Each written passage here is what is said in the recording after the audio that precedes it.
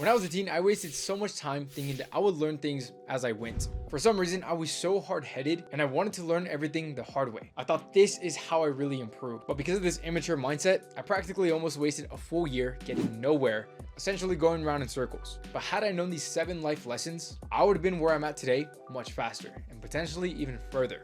And look, there's nothing I could do to change the past. But what I can do is tell you the 7 things that you need to know as a teen. The first life lesson kind of hit me hard.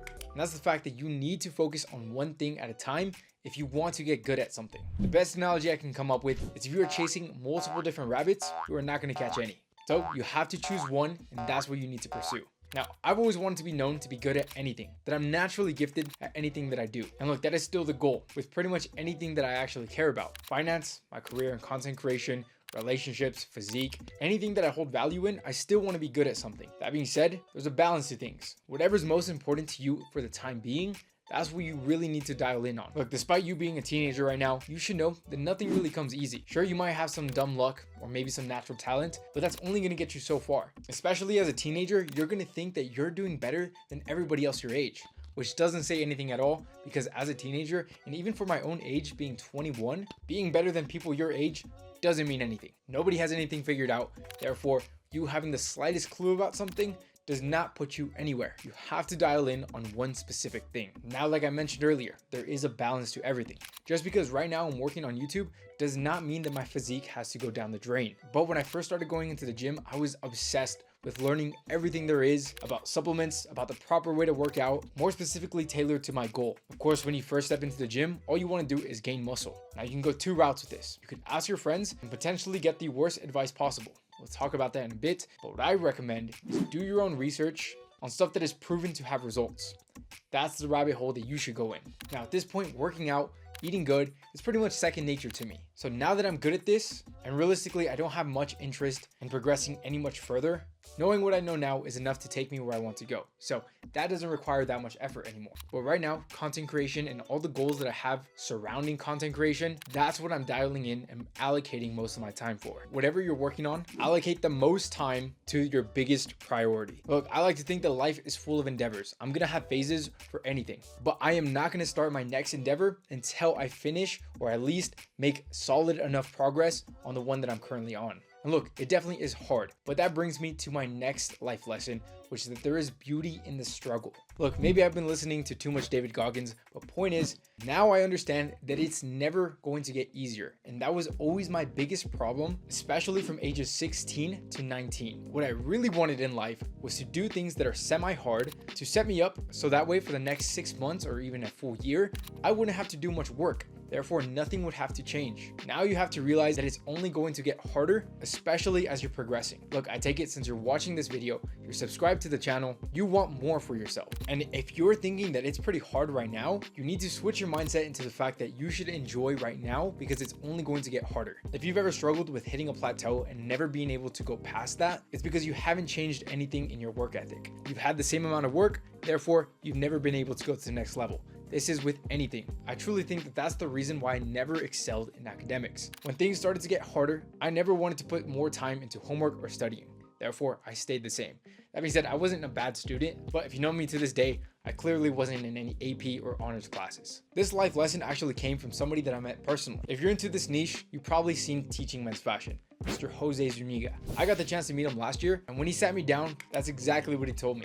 That it only gets harder, and the more you're working, the more pride you should take, because everything's a filtering process. As things start to get harder, it's natural for you to want to stop and remain comfortable, but that's exactly what's going to separate you from anybody else. And I understand this sounds a little bit vague, but you have to apply this mindset to anything you do: academics, entrepreneurship, content creating, or even just the gym. Especially if you're trying to achieve something that you know is very difficult, you have to realize that everything is not going to come easy. But the next life lesson I learned is you have to make your wins seem effortless. Funny enough, this is one talent that I had at such a young age. Growing up, everybody called me naturally gifted at whatever I wanted to do, but that's because no matter how hard I struggled, I never told people how I persevered, how it was so difficult, but I still got it done nonetheless. Even to this day, if it's not an extremely close friend, I'm gonna downplay everything that I do because nobody cares about how hard you struggle. And that's exactly why you need to use it to your advantage. If you go around telling everybody how hard you're working, how the things that you have in your life is because you've worked so hard for it, unfortunately, people are going to try to diminish or downplay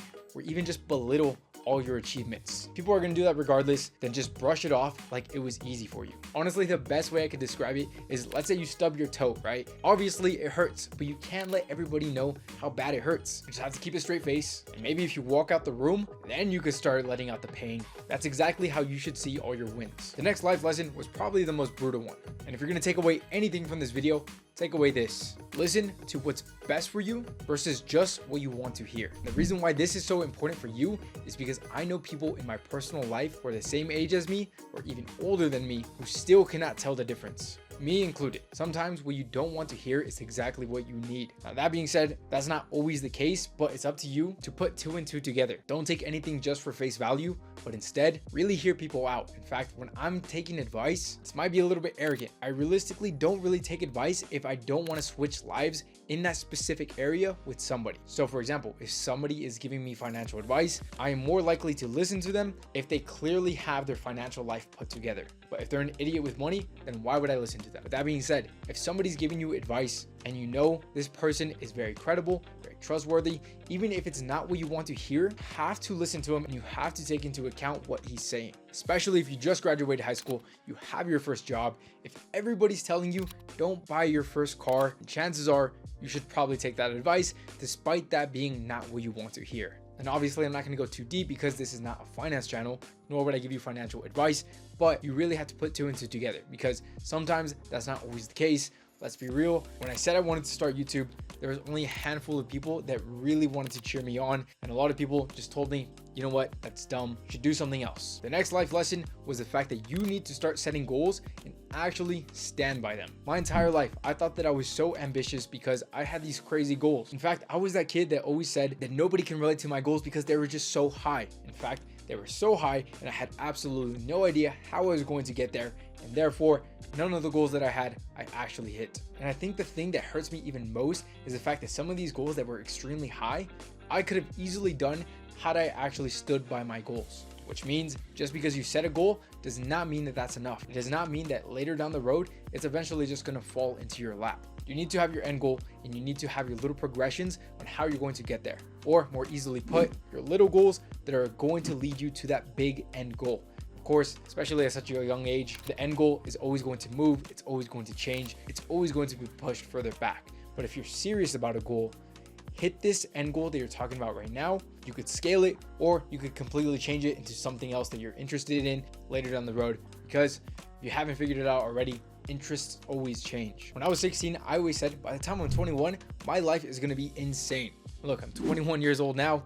I look around, I don't really think it's that insane. And by no means am I being ungrateful. I love the position that I'm in, but I'm not content. I definitely want more. And now more than ever, I have my goals that I'm slowly hitting and I'm working towards. So in a year from today, I'm going to make my 16-year-old self proud and I'm going to have that insane lifestyle that I desperately wanted when I was 16. But the main difference is now I'm actively working towards my goals. I'm reflecting on what I'm doing throughout the day to really think, did this put me in the right direction for that? Or is it setting me back? With that being said, the next life lesson is you are not always going to hit your goals. In fact, I would even go as far as saying that if you are constantly hitting your goals, then you are not setting ambitious enough goals. Like I said, I set crazy ambitions for where I'm standing at today and I did not hit them. Does that mean my life is over? Does that mean that I'm never going to achieve anything? Does that mean that my life sucks? Obviously not. I am grateful and I love where I'm at today.